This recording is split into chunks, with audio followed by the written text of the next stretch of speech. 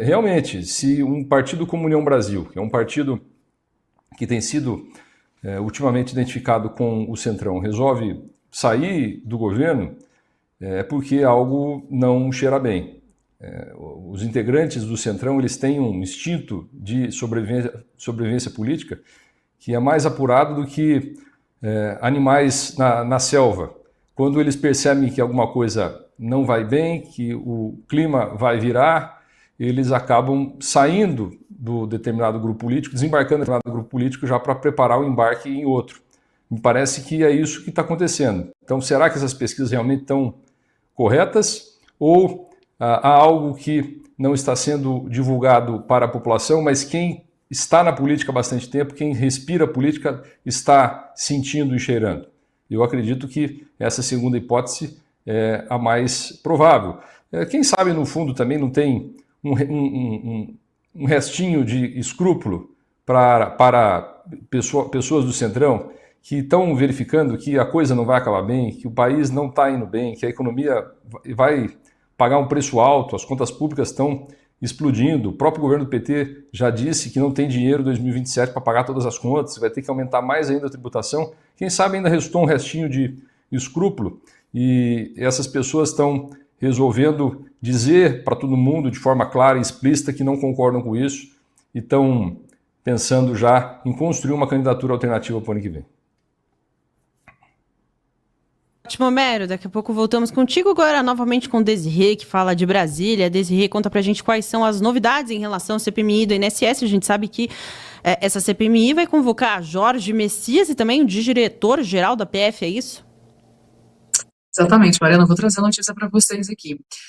A CPMI do INSS, né, aprovou uma série de empresários, ex-funcionários públicos atuais, opositores aí que fazem parte do governo, né, que compõem o governo, para que possam falar sobre esse desvio bilionário que está acontecendo, esse roubo com relação aos aposentos desses velhinhos. Isso não pode ser esquecido jamais. Então, a gente vai trazer aqui sim, porque isso demonstra péssimo governo Lula, e também a gente não pode ignorar que isso é uma responsabilidade grave, é um crime que deve ser apurado.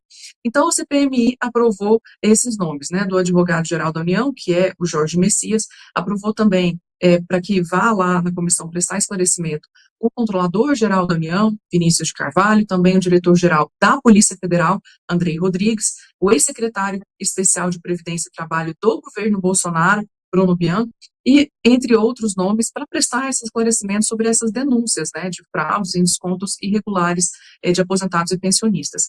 Em maio, o detalhe que é importante que vocês saibam é que em maio, uma série de bloqueios judiciais foram feitos em bens por causa dessa fraude do INSS.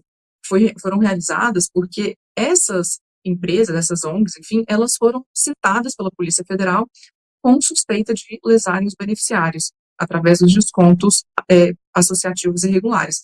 Só que o Jorge Messias, na posição aí de advogado-geral da União, o que ele fez? Ele deixou de fora 4 entidades, entre elas o sindicato do irmão do Lula, Frei Chico, né? E também aquela Confederação Nacional dos Trabalhadores da Agricultura, a CONTAG, que recebeu 3,6 bilhões de reais em repasse da Previdência Social nos últimos 10 anos. Então, o meu elogio, né, vai agora para o deputado federal Marcel Van Hatten, que ele fez uma representação para o Supremo Tribunal Federal, inclusive vai diretamente para o André Mendonça, que está apurando esse caso, por causa de um possível crime de violação do sigilo funcional nas apurações da CPMI do INSS. O que aconteceu?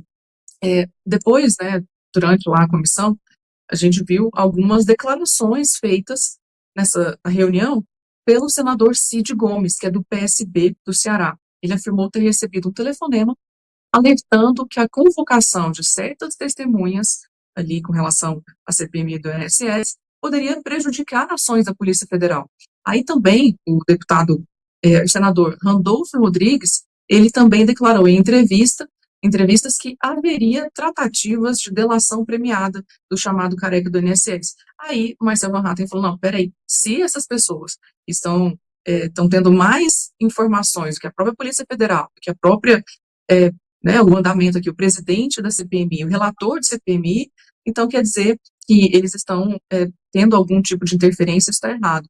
E foi exatamente isso que ele falou, ele disse assim, ó, sou muito estranho que parlamentares, integrantes do governo, tenham acesso a informações que nem a presidência e nem a relatoria da CPMI ainda tem. E aí, nessa representação, o deputado solicitou que a PGR avaliasse, né, a abertura de um inquérito para preservar todas as provas eletrônicas e físicas relacionadas ao caso, e que a Polícia Federal também seja acionada para conduzir essas diligências. Enfim, pelo menos essa comissão está conseguindo fazer um bom trabalho, e se nesse momento a gente pode tirar uma foto do que está acontecendo no Brasil, esse justiçamento que está acontecendo com relação ao Bolsonaro e à cúpula das Forças Armadas do governo anterior, de forma absurda pelo STF, isso demonstra, por um lado, que a gente está em um ponto grave de uma ditadura, não é um sistema livre que a gente vive.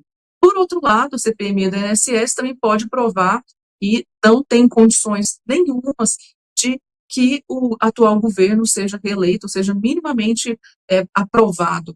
A gente percebe que essas pesquisas que tentam falar aí que o atual governo tem algum tipo de aprovação, mas essas pessoas, se estão comentando favoravelmente com relação ao governo, é porque eles desconhecem tudo que a gente está percebendo e a gente está evidenciando aqui para vocês. Para vocês verem a gravidade da situação, o senador Carlos Viana, ele, que é o presidente da CPMI do INSS, ele criticou, inclusive, a postura do ministro do STF, Flávio Dino, não é Alexandre de Moraes, e desobrigou uma investigada de comparecer à comissão, ou seja, impediu que ela fosse participar ali da CPMI do INSS.